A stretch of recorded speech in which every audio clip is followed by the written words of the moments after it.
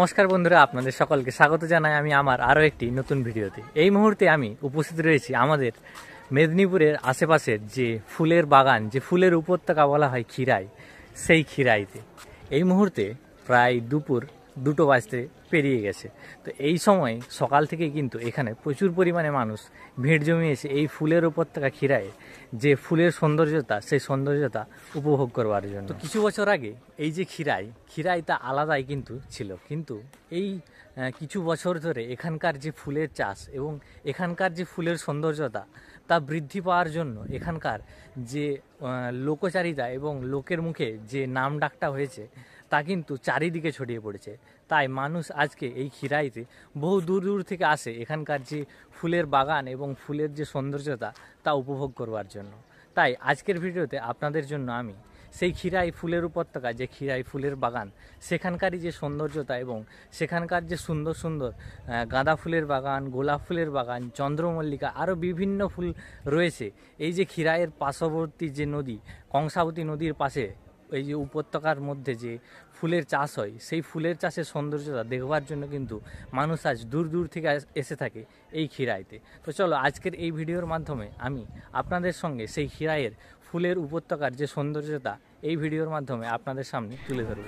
তো আসলে ভিড়টা কিন্তু সকাল থেকেই হয়ে থাকে, তাই দেখতে পাচ্ছ একদম আমি এসেছি ঠিক 2টোর পরে। তার জন্য সকাল থেকে যারা ভিড়টা করে এসেছিল তারা কিন্তু এখন বাড়ি ফেরবার জন্য বসে রয়েছে সবাই এই প্ল্যাটফর্মে। দেখতে পাচ্ছ প্রত্যেকের মাথায় বিভিন্ন ধরনের ফুলের যে তোড়া, সেগুলো সাজিয়ে কিন্তু সবাই উপভোগ করছে আজকের এই খিরাইয়ের ফুলের বাগান। এই কিন্তু রাস্তা, যেটি প্ল্যাটফর্ম থেকে নেমেই সোজা স্টেশনের ডান দিক বরাবর তোমরা এই রাস্তা ধরে হেঁটেই পৌঁছে যাবে সেই খিরাই ফুলের বাগানে।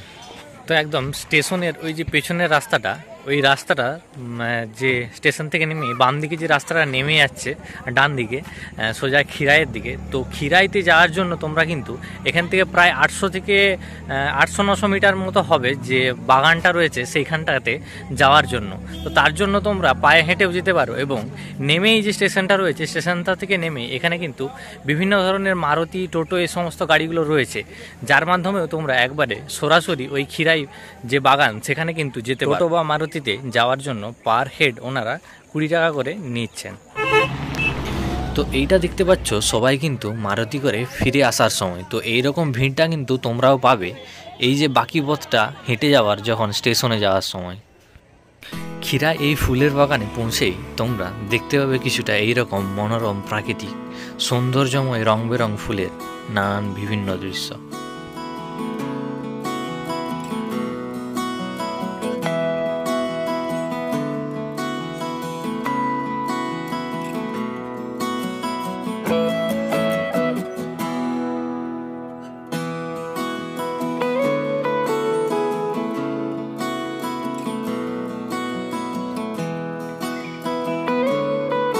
ইতিমধ্যে আমি পৌঁছে গেছি আমাদের সেই বিখ্যাত খিরাইয়ের যে ফুলের উপত্যকা এবং যে ফুলের বাগান সেইখানে। আমি এসেছি প্রায় এখন বাজে 3টে মতো, কিন্তু ভেবেছিলাম যে এই সময়টা ফাঁকা থাকবে। ফাঁকা তো হয়েছে, কিন্তু এখনও মানুষের ভিড় এখানে এত পরিমাণ রয়েছে, মানে এখানে তো আসার জন্য যে জমি বা ফুলের জমি এগুলো, তার জন্য তো ছোট ছোট আলগুলো, তো সেখানে মানে পেরোনোর মতন রাস্তাটুকুও সেরকমও নেই। তো তার মধ্যেই ঠেলাঠেলি করে কিছু করার নেই, এই ফুলের মধ্যেই দেখাতে হবে আপনাদেরকে এবং আপনাদেরকেও দেখাবো যে এখানকার যে বিভিন্ন ধরনের যে গাঁদা ফুল বা বিভিন্ন রকমের ডালিয়া, আবার কসমস, আবার আরও বিভিন্ন ধরনের চন্দ্রমল্লিকা, গোলাপ, অনেক কিছু কিন্তু চাষ হয়েছে এবছরও। তো এই বছরে এখানকার চাষিদের যে ফুল লাগাতে সেটা কিন্তু দেরি হয়েছে, কারণ এবছরের যে বন্যার প্লাবিত পলিটা তা কিন্তু দেরি করেই শুকিয়েছে। তার জন্য এখানকার যে এখনও পর্যন্ত আপনারা এখানে এলে ফুল দেখতে পাবেন। আর এই ফুলটা প্রায় এখন ফেব্রুয়ারি থেকে মার্চ পর্যন্ত কিন্তু এই ফুলটা এখানে উপস্থিত থাকবে। তাই তোমরা যারা এখনও খিরাই আসোনি তাদেরকে বলবো অবশ্যই আসো খিরাই, এবং এখানকার যে এই ফুলের উপত্যকা এবং এখানকার যে এই ফুলের বিভিন্ন ফুলের যে সৌন্দর্যতা তা কিন্তু উপভোগ করে যাও।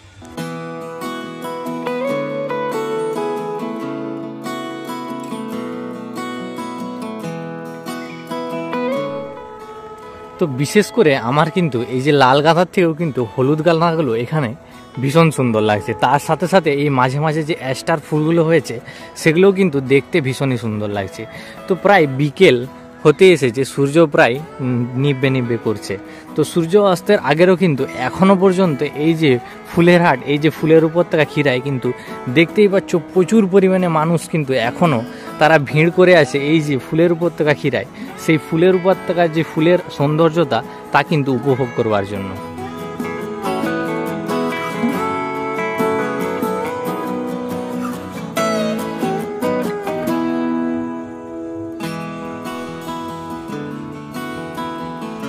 এই মুহূর্তে প্রায় অনেক মানুষ এসেছে এখানে, এবং এখানে যে ফুলের যে বাগানের সৌন্দর্যতা তা কিন্তু উপভোগ করছে। তা আপনাদেরও বলবো আপনারাও এখানে আসুন এবং এই ফুলের সৌন্দর্যতা উপভোগ করুন।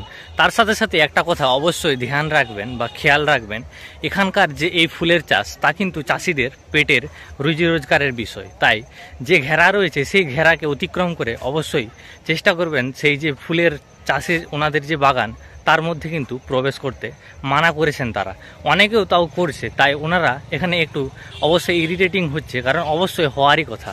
এখানকার যে ফুলের যে বাগান, তাদের ফুলের যে বাগানের মধ্যে যে ফুল যদি নষ্ট হয় তাদের তো তাহলে গায়ে লাগবে। তাই এই বিষয়টা কিন্তু অবশ্যই এখানে এলে আপনারা মাথায় রাখবেন।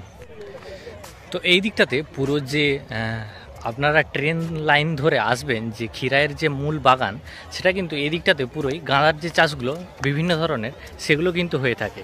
এবং যে চন্দ্রমল্লিকা এবং গোলাপের চাষ তা কিন্তু দেখতে হলে আপনাদেরকে ট্রেন লাইনের পর যে কংসাবতী নদীর যে বাঁশের পোলটা রয়েছে তা কিন্তু পেরিয়ে উল্টো দিকের রাস্তা হয়ে যেতে পারে। এবং এই পাশটাতে পুরোটাই বিভিন্ন ধরনের ছোটোখাটো গাঁদার সঙ্গে সঙ্গে চন্দ্রমল্লিকা, কসমস এবং বিভিন্ন ধরনের ডালিয়া, গোলাপ অনেক কিছু কিন্তু এই দিকটাতেও রয়েছে। তো একটা জিনিস অবশ্যই খেয়াল রাখবে, তোমাদেরকে এখানে এলে কিন্তু আসতে হবে এই ছোট্ট ছোট্ট আলের মধ্যে দিকে। কিন্তু তার জন্য তোমরা যদি এখানে আসো ওই হিল বা উঁচু উঁচু জুতো পরে, তাহলে তোমাদের বলবো অসুবিধাই হবে।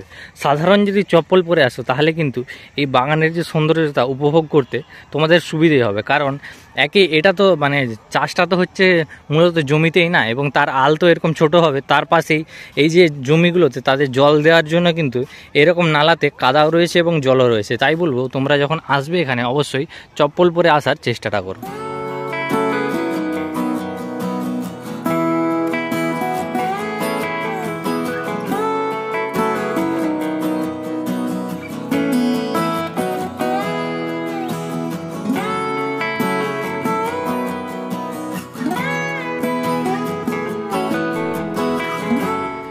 এই দিকগুলোতেও যে হচ্ছে তোমার গাঁদার সাথে সাথে অ্যাস্টার ফুলগুলো কিন্তু হয়ে থাকে। এবং কাকুরা এখানে এলে তোমরা যদি ফুলের তোড়া নিতে চাও তাহলে তোমরা 20 টাকার বিনিময়ে দেখতে পাচ্ছ এরকম কিন্তু ফুলের তোড়া কাকুরা তোমাদেরকে বানিয়ে দেবে।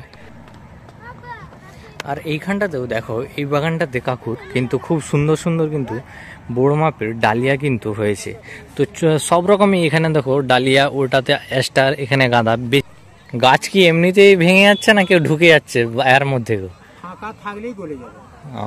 অসুবিধা তো হবে, এরকম ঢুকছে সবাই ভাঙাভাঙি বলতে কি শুধু মানে পিঠে একটা বোঝা থাকবে, নিয়ে বসে গেল। আচ্ছা, আবার 1.5 কেজি ছানা, 15 কেজি মেয়া দিয়ে আসছে। হ্যাঁ, এসে বাগানে বসে গেল, পিঠে যে একটা ব্যাগ আছে সেটা দিয়ে হুঁশ নেই, বসে গেল মড়মড় করে ভেঙে দিচ্ছে।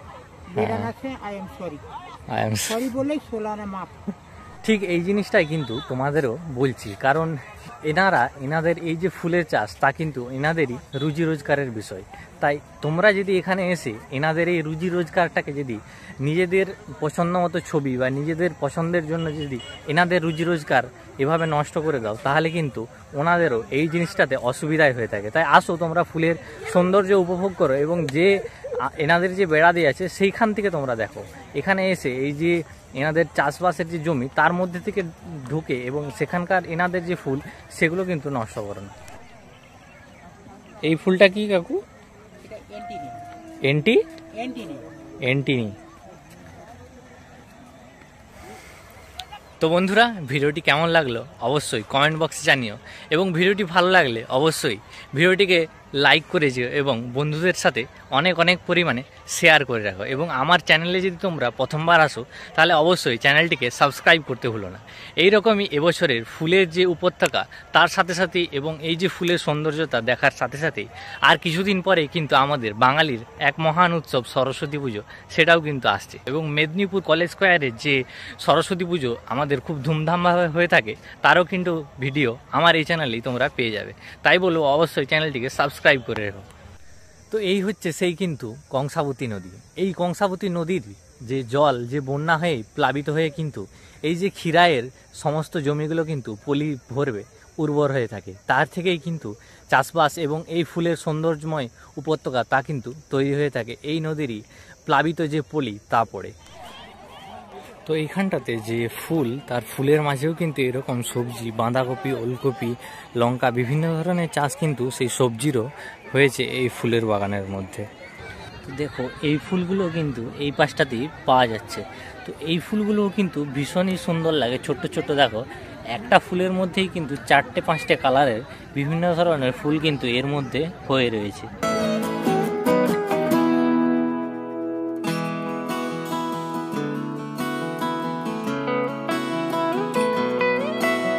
এখানে কিন্তু কাকু যে পরবর্তী আজকের ভোরে এবং বিভিন্ন যে কালকে সকালে বিভিন্ন বাজারে বাজারে ফুল যাবে তার জন্য কিন্তু সকাল বেলার যে ফুল তা প্রস্তুত করার জন্য কাকু কিন্তু যে বড় বড় গাঁদাগুলো হয়েছে সেগুলো তুলে কিন্তু তার যে বাড়িতে নিয়ে যেয়ে মালা করে বিভিন্ন যে বাজার সেইখানে পাঠানোর জন্য তুলছে এখান থেকে।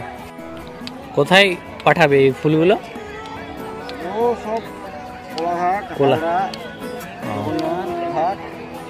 বাড়িতে নিয়ে যে তুমি এগুলা মালা করে পাঠাও না নর্মাল এভাবেই? মানে নিজে গিয়ে বিক্রি করো না এখান থেকে? এবছর দাম কেমন আছে ফুলের? বাজার এখন ভালো আছে। আর চাষও তো মোটামুটি দেখছি ভালোই হয়েছে এবারে। তো এই জায়গাটাতে দেখো এদিকের যে ডালিয়াগুলো কিন্তু বেশ বড় বড় হয়েছে এই জায়গাটাতে, কারণ বাকি যে জায়গাতে দেখলাম সেখানে ডালিয়াগুলো প্রায় অনেকই তুলে নেওয়া হয়েছে বা হচ্ছে এই সময়টার জন্য ঝামলে গেছে প্রায়। কিন্তু এই যে জমিটা এখানকার যে ডালিয়াগুলো সেগুলো কিন্তু বেশ বড় বড়ই রয়েছে এখনো। তো সময় এখন প্রায় বিকেল 4:14, কিন্তু এখনও দেখো এই যে এখানকার যে বাগান তা কিন্তু মানুষের ভিড় এখনও ভালো মতোই আছে। তো বুঝতেই পারছো, তো বিশেষ করে আজকে রবিবার বলেই কিন্তু এই ভিড়টা আরও বেশি পরিমাণে কিন্তু রয়েছে। তো প্রায় এই ভিড়টা ফেব্রুয়ারি থেকে মার্চ পর্যন্ত চলবে এবং এখানে এলে তোমরা ফেব্রুয়ারি থেকে মার্চ পর্যন্তও কিন্তু এই পুরো যে বাগানের ফুল সেগুলো কিন্তু অবশ্যই দেখতে পাবে। তো দেখতেই পাচ্ছ এই ছোট্ট আলের মধ্যেই কিন্তু এইভাবে পাশাপাশি হয়ে বেরোতে হবে এইখানে। এর সাথে সাথে রয়েছে এই ফুল বাগানের মধ্যে বিভিন্ন রকম দোকান, যেখানে ফুলের তোড়া থেকে বিভিন্ন রকমের চারা তোমরা কিন্তু পেয়ে যাবে। তোমাদের সুবিধা মতো তোমরা বার্গেনিং করে কিন্তু এখান থেকে বাড়ির জন্য নিয়ে যেতে পারো সাজানো বিভিন্ন ধরনের ফুল এবং সঙ্গে সাজানো বিভিন্ন ধরনের মাথার তোড়া এবং ছোট্টখাট্ট বিভিন্ন চারা।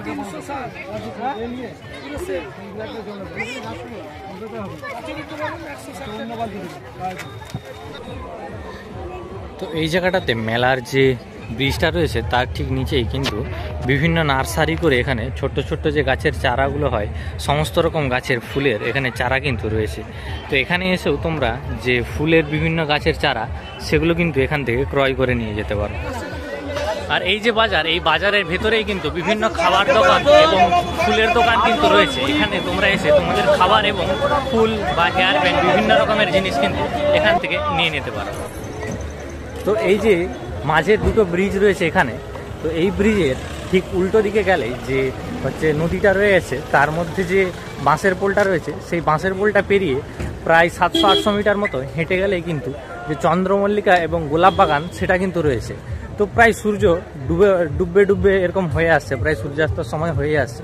তো চলো চেষ্টা করছি যতটা পারবো তোমাদেরকে ওই চন্দ্রমল্লিকা বাগানটা দেখাতে। তো চলো যাওয়া যাক। তো নদীটা পেরিয়ে এলে যে হচ্ছে এই মুরাম রাস্তাটা যাচ্ছে সোজা গেলে তোমরা কিন্তু সেই চন্দ্রমল্লিকার যে বাগানটা সেখানে কিন্তু পৌঁছে যাবে। তো আমার থেকে যতটা হচ্ছে আমি চেষ্টা করছি তোমাদেরকে এই চন্দ্রমল্লিকার বাগানটা দেখানোর জন্য। তো এই বছর দেখলাম যে এখানের যে ছোট্ট বাঁশের পোলটা থাকে এ পাশে পেরিয়ে আসার জন্য, সেই বাঁশের পোলটা নেই, তার জন্য একটা ছোট্ট রাস্তা আছে, তাও আবার এত মানুষজন খানিক খানিক করে বের হচ্ছে। তো তাড়াহুড়ো করতে যে কাটাও হলো, তো কিছু করার নাই। তো চলো, বলেছি যখন যতটা পারছি চেষ্টা করছি তোমাদেরকে সেই চন্দ্রমল্লিকার যে বাগানটা সেটাও দেখবার। কারণ এই পাশটাতে খুব একটা মানুষজন আসে না, দেখতেই পাচ্ছ রাস্তাটা এখন আপাতত ফাঁকাই আছে। যারা আসে ওই টোটো করে আসে, খুব একটা লোক জানে না। তো এই পাশে যে চন্দ্রমল্লিকা বাগানটা সেটা কিন্তু ভীষণ সুন্দর। তো একটু হেঁটে এলেই এরকম কিছুটা রাস্তা নেমে গেছে, যেখানের মধ্যে থেকে তুমি এই যে চন্দ্রমল্লিকার বাগান এইগুলোতে কিন্তু যেতে পারবে, এবং সেই চন্দ্রমল্লিকার যে ফুলগুলো সেগুলোও কিন্তু তোমরা দেখতে পারবে। তো চলো, কতটা কি আছে ততটাই তোমাদেরকে দেখাই। তো ঠিক এই জিনিসটার জন্যই এই পাশটাতে আসা। এই যে ভীষণ বড় বড় বিভিন্ন কালারের যে চন্দ্রমল্লিকা, এই যে হলুদ, তারপরে ওই পাশটাতে রয়েছে সাদা, এই সমস্ত যে দৃশ্য সেগুলো কিন্তু ওই পাশটাতে দেখা যায় না, কারণ চন্দ্রমল্লিকার চাষটা ও পাশটাতে অনেকটাই কম হয়ে থাকে। আর এই পাশে কিন্তু এই চন্দ্রমল্লিকার চাষগুলো ভালো হয়ে থাকে। দেখতেই পাচ্ছ কত বড় বড় কিন্তু চন্দ্রমল্লিকা, এখানে হলুদ এবং সেই পাশটাতে সাদা এরকম চন্দ্রমল্লিকা হয়ে আছে। এবং এই লাইনটাতে দেখো, এই লাইনটাতে চন্দ্রমল্লিকাগুলো কিন্তু স্টিকগুলো কেটে নিয়ে যাওয়া হয়েছে বিভিন্ন বাজারে নিয়ে যাওয়ার জন্য। তো চন্দ্রমল্লিকার চাষ দেখবার জন্য কিন্তু তোমাদেরকে এই ব্রিজ পেরিয়ে এই পাশেই ঠিক আসতে হবে। এই যে দেখতে পাচ্ছ এখন আমার এই পাশে রয়েছে বিভিন্ন যে কালারের হলুদ বড় বড় এবং সাদা বড় বড় চন্দ্রমল্লিকাগুলো। তো এই চন্দ্রমল্লিকা সৌন্দর্য উপভোগ করবার জন্য কিন্তু তোমাদেরকে এই পথ হয়ে এই দিকটাতেই আসতে হবে।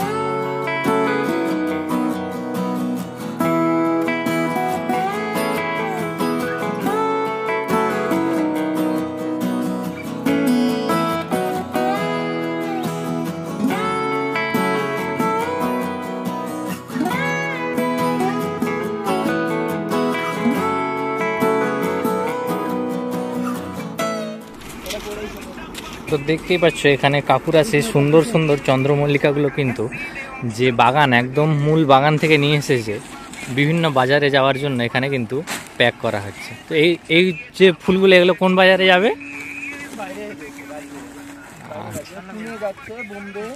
আচ্ছা, তো দেখতেই পাচ্ছ এখানকার যে খিরাই বাগানের যে বিভিন্ন ফুলের চাষ তা কিন্তু সেখানকার ফুল বিভিন্ন জায়গায় কিন্তু পৌঁছে যাচ্ছে।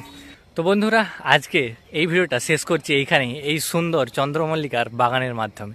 তো আজকের এই ভিডিওটা কেমন লাগলো অবশ্যই আমার কমেন্ট বক্সে জানিও, এবং ভিডিওটি ভালো লাগলে অবশ্যই লাইক এবং শেয়ার সাবস্ক্রাইব করে রাখো। তো অবশ্যই অনেকেই এসেছে এই খিরায়ের এই যে ভিডিও করতে, অনেকেই এসেছে নিজের মতন করে ভিডিও করেছে।